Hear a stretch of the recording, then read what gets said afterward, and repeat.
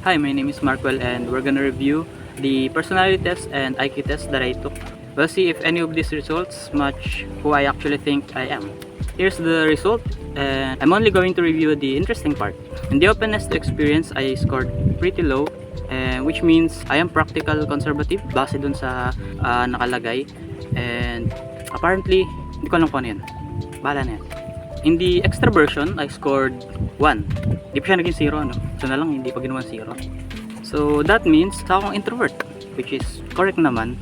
I do consider myself as an introvert, reserved, hindi masyado nagsasalita, tahimik lang dyan sa tabi, and hindi masyado mahilig sa mga social gatherings and yung mga lugar na maraming tao. Pero approachable pa rin naman ako, so mabait naman ako. If may kailangan ka, it's fine. Lumapit ka lang sa akin. Pero yun lang, pagkatabi mo ako, kahit magkadikit na yung pet natin, hindi ako magsasalita hanggat di mo ako kakausapin.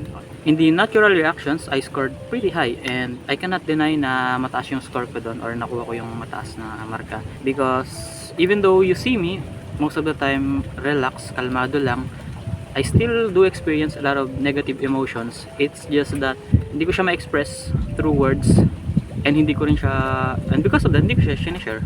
Kasi hindi ko naman alam kung paano ko siya share. And also, I am very prone to worry and a bit of anxiety. Masyadong magulo yung isip ko minsan.